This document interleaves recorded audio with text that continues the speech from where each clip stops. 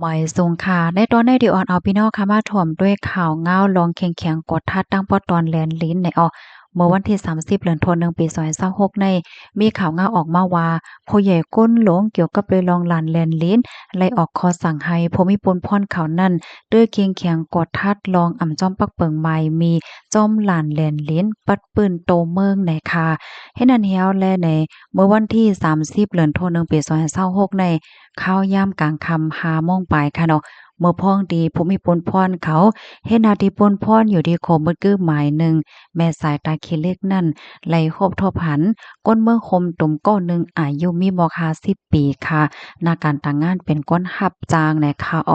ยิบตังปรับค่าเมืองพาสปอร์ตแหวก็ลัดผ่านดีโขมืดกึเฮ็ดจังไหนคะนะเพราะว่ากดทัดด้วยเนี่ยก็คบทบหันว่าต่างมาป้ากองยาวเฮ็ดไหนคะนะไลต้องถามเสมั่นใจก็ลาดว่าไลหับโคกของมาใน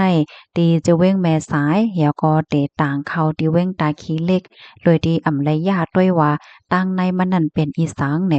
ผมมีปนพรเขาก็ไล่เอาตัวส่งก็ที่ห้องปลิกแม่สายเปิดถามลองตั้งไล่โหย่อยเยี่ยมมันเหี่ยวก็คับเขิงปันตดต่ำกว่าจ้อมหนังหมายมีวันเมืองมีไหนค่ะข้อมูลตอนในคาเลยเปิงอิงเอามาที่ห้องการข่าวแม่สายแพร่ต่างไว้ค่ะอิงเด้อข่าวเงาตอนในสีเนาะก็ขย้อนปันฟ้างถึงปันพี่น้องเฮาเนาะบางเจื้อก็ได้รับ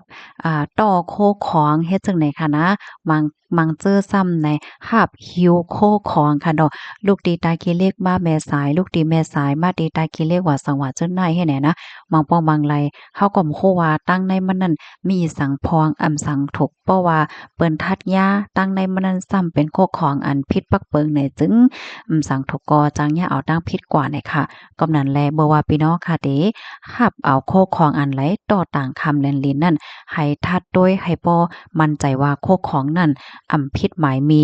ถงเปิดถงป้าเจ้านั้นมีป้าโคพิษหมายมีในเตตื้อหลอดเพในค่ะเนาะออกข่าวใบสงขลา